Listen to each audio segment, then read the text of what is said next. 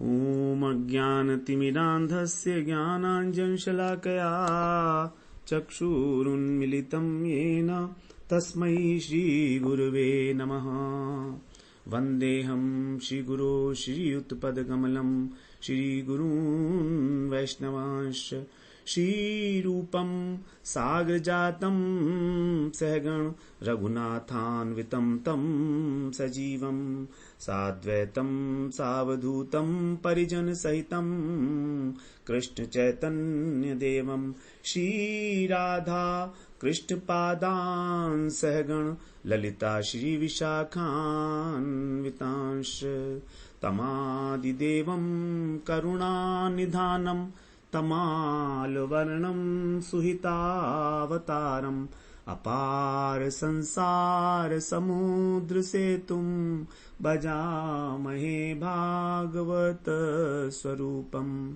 हे देव हे दैत हे भुवनैक बंधो, हे कृष्ण हे चपल हे करुणैक सिंधो, हे नाथ हे रमण हे नयनाभिराम, हा हा कदानुभवितासि पदं दृशोर्मे। श्री कृष्ण चैतन्य प्रभो नित्यानंद, श्री अद्वैत गदाधर शिवसदि गौर भक्त वृंद। हरे कृष्णा कृष्णा कृष्णा हरे हरे, हरे राम राम राम हरे हरे। हरे कृष्णा। सर्वप्रथम मैं अपने गुरुपाद पद ओम विष्णुपाद अष्टोत्तर शत श्री श्रीमद् भक्तिवेदांत माधव गोस्वामी महाराज के चरण कमलों में अनंत कोटि दंडवत प्रणाम ज्ञापन करता हूं। हम लोग श्रीमद् भागवत पुराण में द्वितीय स्कंध में 5वां अध्याय श्रवण कर रहे हैं। सृष्टि की उत्पत्ति के विषय में नारद जी ने जो प्रश्न किया था कि किससे ये सृष्टि उत्पन्न हुई, ये किसके आश्रय से स्थित है और किस प्रकार से इसकी रचना हुई, ये सारे प्रश्न नारद जी ने ब्रह्मा जी से किए थे जानने के लिए। तो उसी का उत्तर जो है अब ब्रह्मा जी दे रहे हैं नारद जी को, और यही बात जो है सुखदेव जी बता रहे हैं परीक्षित महाराज को। हम लोगों ने 19वें श्लोक में श्रवण किया कि जो ये पुरुष है, जो जीवात्मा है, जो प्राणी है, वो नित्य मुक्त है, नित्यदा मुक्तम, लेकिन माया के 3 गुणों के द्वारा स्वयं को ऐसा मान रहा है कि वो बंधा हुआ है, बधनंती मान रहा है, केवल है वो नित्यदा मुक्त। तो माया ने हमको वास्तव में नहीं बांधा है, हम स्वयं ही भगवान से विमुख होकर माया के द्वारा बंध गए, क्योंकि भगवान के पीछे माया भी खड़ी है और भगवान के पीछे भगवत विमुख जीव भी खड़ा है। अब दोनों पास पास हैं, एकत्रित हैं, तो माया के अंदर वो फंस गया जीव। माया ने नहीं बांधा, लेकिन ऐसा वो मानता है। अब इसका कारण क्या है? इसके 3 कारण हैं। वो कह रहे हैं रज, सत्व, रज और तम। तामसिक अहंकार, राजसिक अहंकार और सात्विक अहंकार। तामसिक अहंकार से पदार्थों की उत्पत्ति हुई, तो पदार्थों के अंदर मैं और मेरा का भाव रखना कि ये समान मेरा है। कार्यत्व जिसको कहा गया, कार्य। कारणत्व का मतलब है करण, अर्थात ये कार्य मैंने किया। कर्मेंद्रियों के द्वारा, ज्ञानेंद्रियों के द्वारा जो कार्य हो रहा है, ये हम कहते हैं कि ये कार्य मैंने किया, कार्यत्व नहीं, करणत्व। और कृतत्व का मतलब अहंकार, कि ये मैंने किया, तो मेरी इंद्रियों के द्वारा हुआ। एक तो ये बात हुई, ये हुआ कारणत्व था, करणत्व। और कृतत्व का मतलब हुआ कि मैंने ये कार्य किया, कर्तापन का अभिमान। ये सात्विक अहंकार का जो है लक्षण है। तो सात्विक अहंकार का लक्षण है कृतत्व, राजसिक अहंकार का लक्षण है करणत्व, और तामसिक अहंकार का लक्षण है कार्यत्व। इसको हम ठीक प्रकार से समझ लेंगे। यही बात जो है क्या कह रहे हैं, द्रव्य ज्ञान क्रिया। द्रव्य का मतलब तामसिक, ज्ञान का मतलब सात्विक अहंकार। सात्विक अहंकार से जो हुआ हमारा अभिमान उत्पन्न हुआ, और क्रिया का मतलब करणत्व। तो 3 प्रकार की जो चीजें हैं, यही वास्तव में हमारे बंधन का कारण है। ये बात यहां पर बताई गई है। जबकि इन किसी के अंदर भी हमारा वास्तव में कुछ नहीं है, ये सब कुछ भगवान का दिया हुआ है। भगवान की जो प्रकृति है वही केवल हमसे ये कार्य करा रही है। तो हम भगवान से विमुख हैं अनादिकाल से, इसीलिए इस प्रकार के अभिमान से बंधे हुए हैं। और ये जो अभिमान, जो बंधन है, ये है मायाकृत मोह का कारण। गुणों के अंदर आवेश, जब तक हमारा गुणों के साथ संग रहेगा, संग का मतलब आसक्ति, कारणम गुण संगोस्य सद असत योनि जन्मसु। भगवान ने गीता में 13वें अध्याय में कहा है कि हमारे को अनेक अनेक प्रकार की योनियों में जन्म लेने का कारण है हमारा गुणों के साथ संग हो जाना। तो गुणों के साथ संग होने का मतलब है कि इस संसार के पदार्थों के अंदर मैं बुद्धि करना, मेरा बुद्धि करना कि मेरा है। नंबर 2, कर्णत्व। कर्णत्व का मतलब है कि मेरे पास इंद्रियां हैं, मेरे कारण हुआ। और कृतत्व का मतलब है कर्तापन, कि मैंने ये कार्य किया। तो कृतत्व में और कर्णत्व में थोड़ा सा अंतर है। अब आगे 20वें श्लोक में कह रहे हैं, स एष भगवान लिंगैस् त्रिभिरेभिरधोक्षजः स्वलक्षित गतिर्ब्रह्मन् सर्वेषां मम चेश्वरः। स एष भगवान लिंगई। एष माने यही। नारद जी से कह रहे हैं, हे ब्रह्मन, हे नारद, एष माने यही जो अधोक्षज हैं। अधोक्षज का अर्थ है इंद्रियातीत। ईक्ष यहां पर जो है अधोक्षज, मतलब जो ज्ञान इंद्रियों से उत्पन्न होता है। अध का मतलब है नीचे, ईक्षण का मतलब होता है नेत्र, देखना। ज माने उत्पन्न होना। तो इंद्रियों से उत्पन्न जो ज्ञान को नीचा कर देते हैं, अर्थात इंद्रियातीत हैं। तो भगवान का एक नाम है अधोक्षज। वैकुंठ में जो भगवान नारायण हैं, उनका है नाम एक अधोक्षज। तो कह रहे हैं ये जो इंद्रियातीत हैं सब भगवान, वे भगवान हैं जो तीनों इंद्रियों से परे हैं, अर्थात माया से परे हैं। ए भी माने इनको, त्रिभिर लिंगई, 3 चिन्हों से, गति ही मतलब अपनी चेष्टा से, गति माने चेष्टा, चेष्टा से जो स्वलक्षित, स्वयं अपने को ही समझने वाले हैं। भगवान ही केवल अपने को समझ सकते हैं, हम उनको नहीं जान सकते हैं। तो ये जो इंद्रियातीत भगवान हैं, ये तीनों गुणों से अतीत हैं।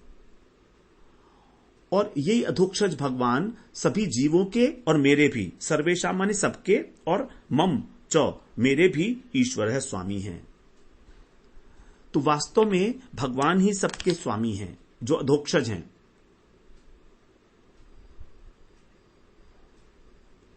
तो यहां पर 20वें श्लोक में ये कह रहे हैं कि सभी जीवों के और मेरे भी भगवान ही ईश्वर हैं, एकमात्र। ये जो भगवान की माया है, उसके द्वारा हमें इस बात का ज्ञान नहीं हो पाता, क्योंकि हमारा स्वरूप ज्ञान ढक लिया गया है। और हम उस स्वरूप ज्ञान को ढके होने के कारण उस अतीन्द्रिय तत्व को, भगवान को नहीं जान पाते। लेकिन भगवान के जो भक्त हैं, जो प्रिय भक्त हैं, वो उनके तत्व का निर्णय कर सकते हैं। भगवान ने कहा, भक्त्या मामा भी जानाति यावान यश्चास्मि तत्वतः। जो मेरे भक्त हैं केवल वही मुझको अच्छी प्रकार से जान सकते हैं। 18वें अध्याय के 55वें श्लोक में हम लोग श्रवण किए गीता में, ततो माम तत्वतो ज्ञात्वा विशते तदंतरम। इस प्रकार वो मुझे जानकर और मुझ में प्रवेश करते हैं, अर्थात मेरी लीलाओं में प्रवेश करते हैं, मुझे प्राप्त करते हैं। तो वे केवल अपने आप से ही अपने आप को जान सकते हैं, अथवा उनकी कृपा से उनके भक्त उनको जान सकते हैं, और उनको कोई नहीं जान सकता, क्योंकि वो ब्रह्मा जी के और सभी प्राणियों के ईश्वर हैं। सर्वेशाम मम च ईश्वरः। 21वें श्लोक में कह रहे हैं, कालम कर्म स्वभावम च मायेशो मायया स्वया आत्मन यदृच्छया प्राप्तम विबुभूषु रूपाददे। विबुभूषु उपाददे कालम कर्म स्वभावम च माययो मायया स्वया। जो मायेश हैं अर्थात माया के ईश्वर हैं भगवान, उन्होंने क्या किया? विभुभुषु। विभुभुषु का मतलब होता है अनेक होने की इच्छा से। उनकी इच्छा हुई कि मैं एक से अनेक हो जाऊं, इसलिए उन्होंने क्या किया? स्वया मायया, अपनी माया से, आत्मन माने अपने में, यदृच्छया माने, यदृच्छया का मतलब है अपनी इच्छा से, प्राप्तम कालम कर्म च, जो काल था उसको और कर्म को और प्रकृति को, स्वभाव माने प्रकृति को, उपाददे माने स्वीकार किया। तो वास्तव में ये जो काल, कर्म और प्रकृति है, स्वभाव है, ये तो प्रकृति के गुण हैं, प्रकृति के विकार हैं। तो भगवान ने इन तीनों को ही स्वीकार किया, काल को, कर्म को और प्रकृति को।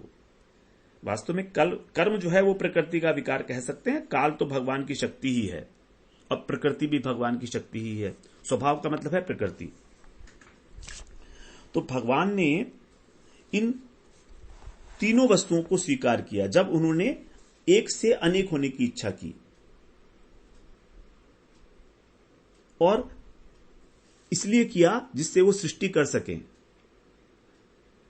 भगवान ने सृष्टि के आरंभ में, महाप्रलय के बाद जब पुनः सृष्टि करने का समय आया, तो भगवान ने कहा, संकल्प किया, एको अहम बहुश्यामा, अर्थात मैं एक बहुश्यामा अनेक हो जाऊं, ऐसा संकल्प किया।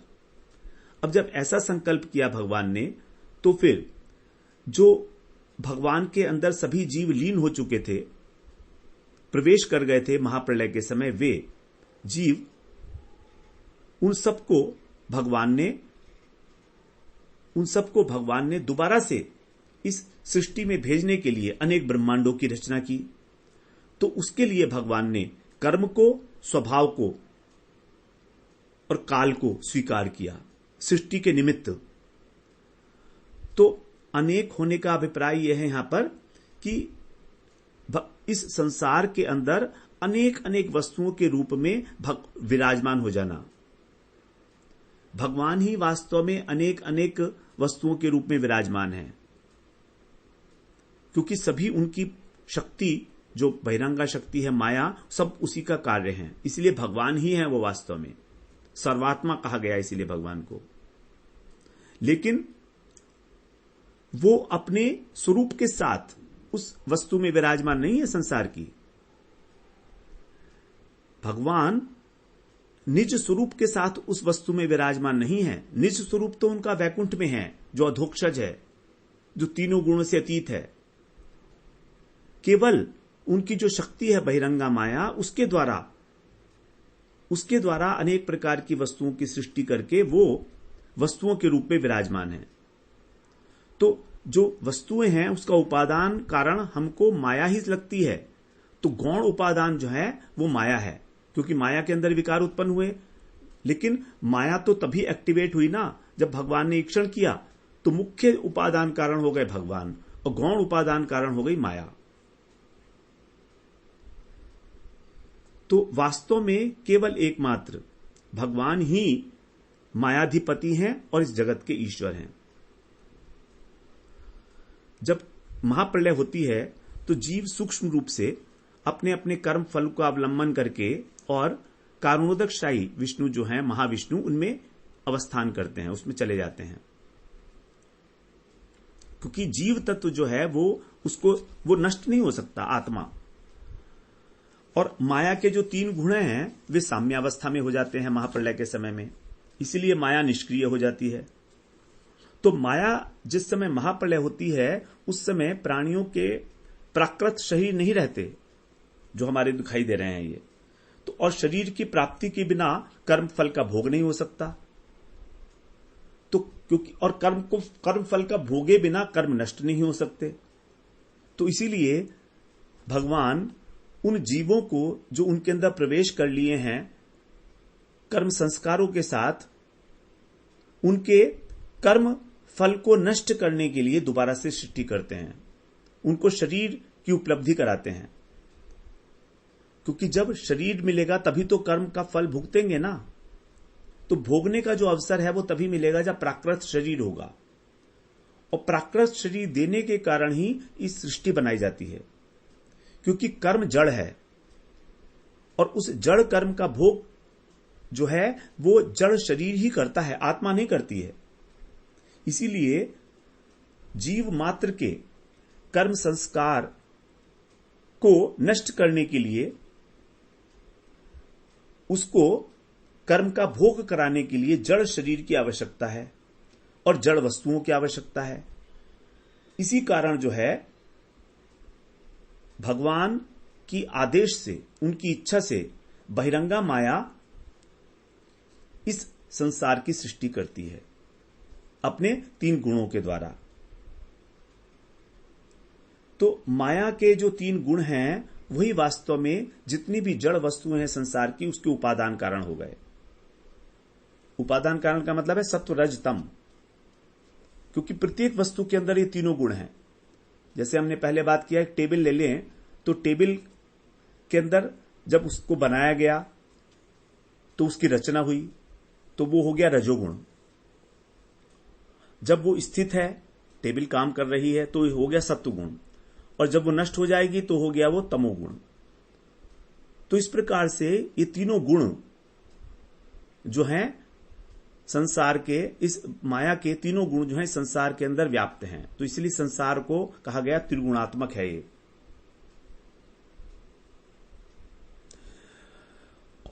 और जड़ है महाप्रलय में माया तो जड़ पड़ी हुई थी, उसके अंदर कोई एक्टिविटी नहीं थी।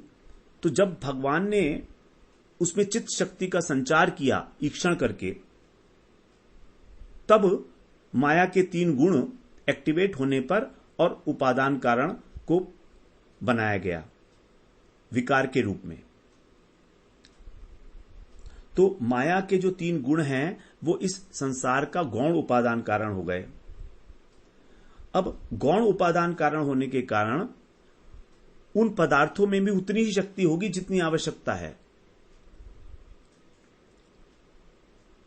जितनी आवश्यकता है, क्योंकि अधिक आवश्यकता नहीं है तो अधिक शक्ति नहीं दी जाएगी उसमें, क्योंकि वो गौण उपादान कारण है। तो इस प्रकार से, जैसे मान लीजिए उदाहरण के लिए देखिए, हाइड्रोजन गैस के अंदर 2 भाग होते हैं, एक ऑक्सीजन और एक हाइड्रोजन। अब यदि हाइड्रोजन के 2 भागों में, हाइड्रोजन गैस में नहीं, पानी के अंदर, जल के अंदर, जल का फॉर्मूला होता है H2O, तो उसमें 2 भाग हाइड्रोजन है और 1 भाग ऑक्सीजन है। अब जब 2 भाग हाइड्रोजन में 1 भाग ऑक्सीजन दी जाती है तो पानी बन जाता है। तो ये जो क्रिया है इसमें फिक्स है, हाइड्रोजन 2 भाग होगी और ऑक्सीजन 1 भाग होगी, ज्यादा कम नहीं। जब दोनों मिलेंगे तब जल पदार्थ के रूप में बनेगा।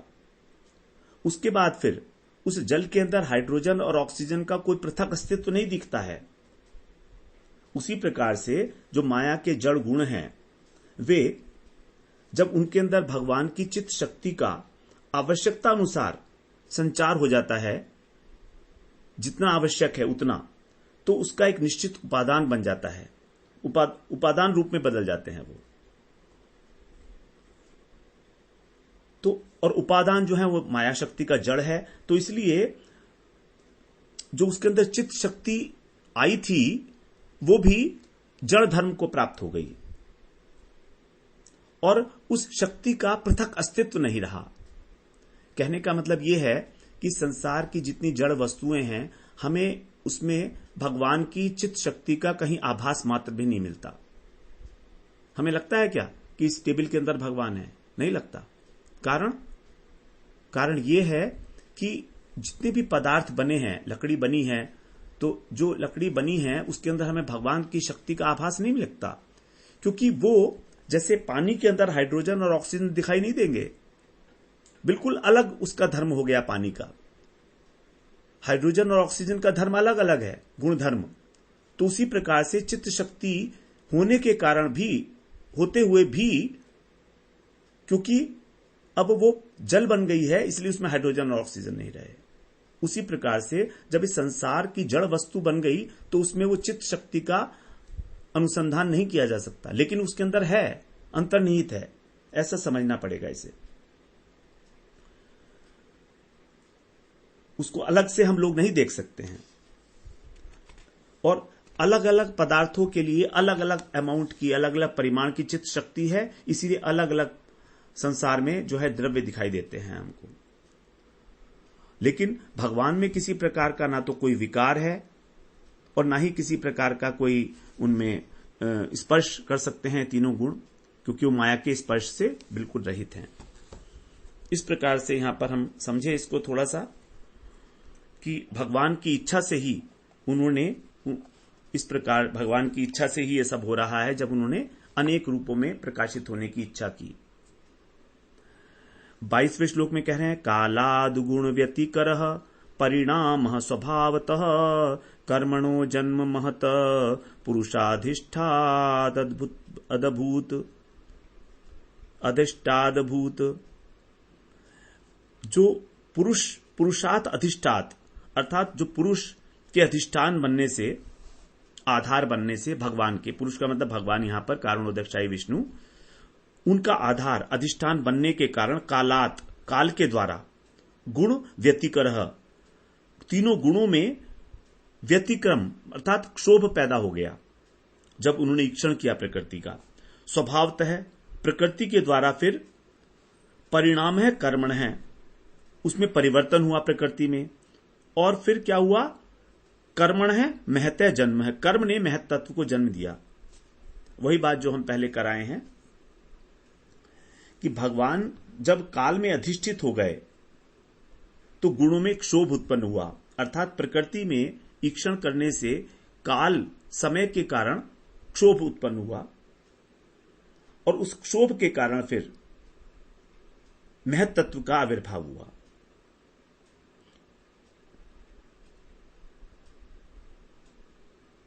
आगे कह रहे हैं 23वें श्लोक में, महतस्तु विकुर्वाणात् रज सत्वोप वृंगितात् तमः प्रधानस्त्वत् अभवत् द्रव्य ज्ञान क्रियात्मकः। रज सत्व, रजोगुण और सत्वगुण से उपव्रंगितात माने युक्त होकर, महत माने महत तत्व के विकुर्वाणात विकारी होने पर, अर्थात जब महत तत्व में काल क्रम से क्षोभ उत्पन्न हुआ तब क्या हुआ, द्रव्य ज्ञान क्रियात्मक, क्रिया वाला तमोगुण, तू माने विकार, अभूत माने उत्पन्न हुआ। तो महत तत्व में, महत तत्व के कारण फिर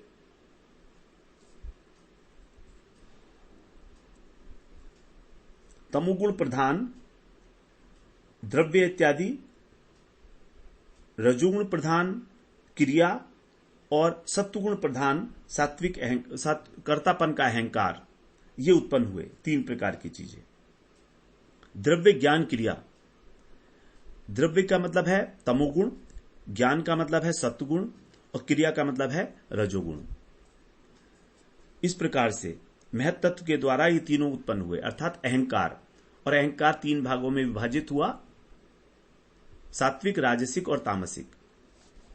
आगे कह रहे हैं 24वें श्लोक में, सोऽहंकार इति प्रोक्तो विकुर्वन् संभूत त्रिधा वैकारिकस्तेजश्च तामसश्चेति यद्भिदा द्रव्य शक्ति क्रिया शक्ति ज्ञान शक्ति प्रभो।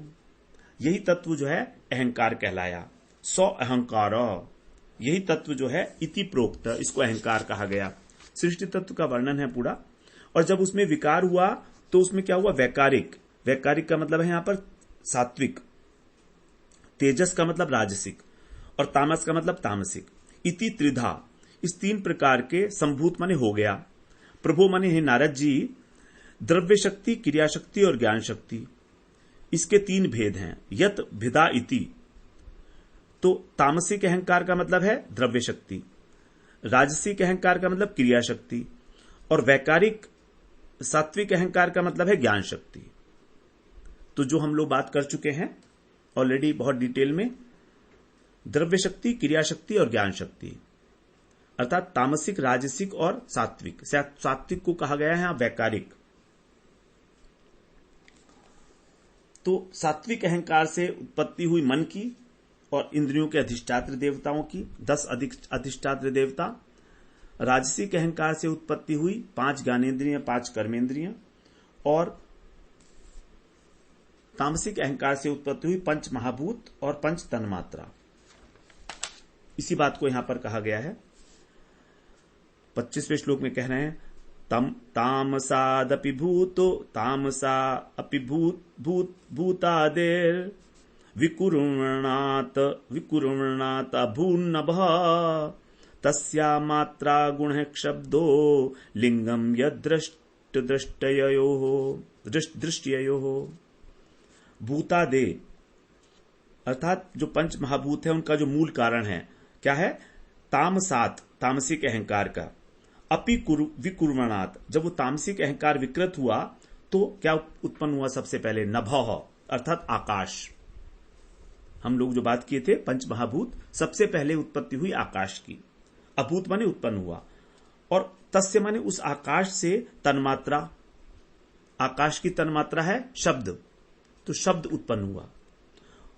गुण शब्द, ये जो उसकी तन्मात्रा है, आकाश का जो गुण है वो उत्पन्न हुआ।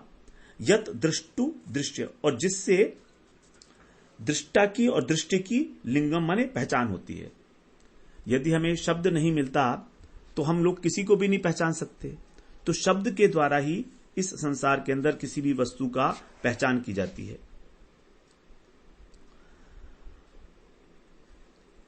तो जो शब्द के द्वारा स्पर्शो अनिलः, हां, यहां पर कह रहे हैं शब्द जो है ये आकाश का सूक्ष्म रूप है और आकाश का स्वभाव है, गुण है।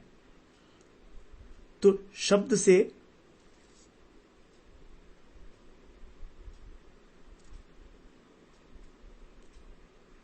तो पहले, सबसे पहले आकाश की उत्पत्ति हुई और आकाश का गुण है शब्द। अब ये शब्द जो है वास्तव में दृष्टा और दृष्टि का बोध कराता है हमको। 25वें श्लोक में ये बात कही गई है।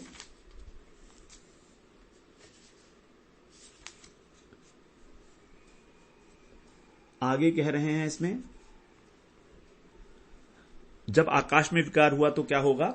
नभसोऽथ विकुर्वाणात् अभूत स्पर्श गुणो निलः परान्वयाच्छब्दवांच प्राण ओजसहो बलम। आकाश में जब विकार हुआ तो इससे स्पर्श गुण वाले वायु की उत्पत्ति हुई। वायु का गुण है स्पर्श, और वायु के अंदर जो है अपना गुण है स्पर्श, लेकिन उसमें क्योंकि वो आकाश से उत्पन्न हुआ है इसलिए आकाश का भी गुण उसके अंदर रहता है, अर्थात शब्द भी रहता है। तो अथ माने तदंतर नभसय विकुर्वणात्, आकाश के विकारी होने पर स्पर्श गुण वाला अनिल अभूत, और परह अन्वयात, परह माने पहले वाले, अर्थात आकाश के अन्वयात, अन्वयात माने अन्वय होना, अन्वित होना, व्याप्त होना। तो आकाश का जो गुण था शब्द, वो व्याप्त होने के कारण शब्दवान, ये वायु जो है ये भी शब्द वाला है। च, और प्राण है ओजः सह बलम, और प्राण, ओज और सह जीवनी शक्ति देने वाला है। जो वायु है 3 प्रकार का कार्य करता है। देखिए, वायु से ही इस देह को धारण किया जाता है, वायु से ही मतलब बल आता है, इससे बलम माने बल आता है। इंद्रियों की ओज शक्ति और मन की जो सहन शक्ति है, जीवनी शक्ति, जिसको सह भी बोलते हैं, ये वायु के कारण ही है। यदि हमारे शरीर में वायु मंद हो जाए तो हमारी तीनों शक्ति कम हो जाती हैं, ये शरीर की, इंद्रियों की और मन की। तो सहन शक्ति मन के अंदर, सहो माने सहन शक्ति, शरीर के अंदर बल, और ओज, ओज का मतलब इंद्रियों में, और प्राण, प्राण भी। इस प्रकार से जो इनके अंदर स्फूर्ति होती है, प्राण का मतलब यहां पर स्फूर्ति, तो जो स्फूर्ति है ये सब इन्हीं वायु के कारण होती है। वायोरपि, 27वां श्लोक, वायोरपि विकुर्वाणात् काल कर्म स्वभावतः उत्पद्यतेजो वै रूपवत स्पर्श शब्दवत। अब क्या होता है कि धीरे धीरे वायु के भी विकारवान होने से, विकुर्मणात्, काल, कर्म और स्वभाव, इनके कारण, क्योंकि समय बीत रहा है तो विकार उत्पन्न होगा। स्वभाव, वायु का एक स्वभाव है, उसके कारण, और कर्म, क्योंकि अब कर्म भी होना है, तो क्या होगा, स्पर्श शब्दवत, स्पर्श गुण वाला जो वायु है, और शब्दवत माने शब्द गुण वाला जो आकाश है, उससे एक तीसरी चीज पैदा हुई है, रूपवत, अर्थात रूप वाला अग्नि, तेज माने अग्नि, उपपद्यत, अग्नि उत्पन्न हुई। तो अग्नि के अंदर अपना जो गुण है वो है रूप, वायु का गुण है स्पर्श, और आकाश का गुण है शब्द। ये तीनों चीजें होंगी। तो देखिए, आकाश के कारण तो हमको सुनाई देता है। यदि हम किसी कमरे को बंद कर दें, कमरे के अंदर सारा सामान भर दें, गेहूं भर दें मान लीजिए, से कोई बोले उधर तक तो आवाज नहीं जाएगी, क्योंकि बीच में गेहूं पड़ा हुआ है। तो आकाश भरने के कारण नहीं पहुंचेगी आवाज। उसी प्रकार से वायु, जब वायु चलती है तो हमारे शरीर को स्पर्श लगता है, अनुभूति होती है, और वायु चलती है तो आवाज भी आती है, जो शब्द भी है उसमें। उसी प्रकार अग्नि, जब आग जलती है तो उसमें से एक लपट निकलती है, तो उसके अंदर रूप है, लपट का रूप है एक। वायु का शब्द का रूप नहीं था, वायु का रूप नहीं था, स्पर्श का रूप नहीं था, लेकिन यहां पर जो है अब अग्नि का रूप आ गया। तो अग्नि में रूप भी है, अग्नि के अंदर जो है आवाज भी है, आवाज भी करता है ना। अग्नि शब्द भी है उसके अंदर, स्पर्श तो है ही, जला देता है हमको।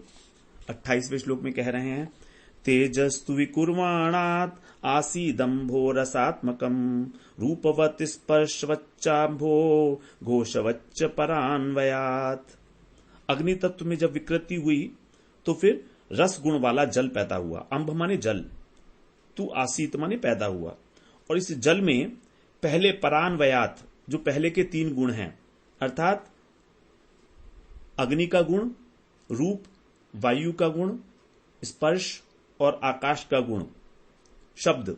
अब ये तीनों चीजें क्योंकि जल में व्याप्त हैं, इसलिए उस तरह का रूपवत माने होकर, और स्पर्शवत, स्पर्श वाला, रूप वाला, और घोषवत होकर, शब्द वाला होकर ये जल पैदा हुआ। तो जल के अंदर हमारे 4 गुण हो गए। अब 29वें श्लोक में कह रहे हैं, विशेषस्तु विकुर्वाणात् अंभसो गंधवान भूत परान्वयात रस स्पर्श शब्द रूप गुणान्वितः।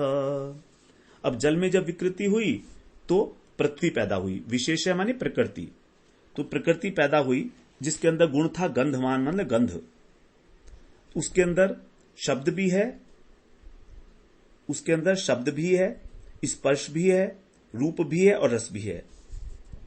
तो इन गुणों के साथ वो अन्वित होकर और उत्पन्न हुई। अभूत माने उत्पन्न हुई।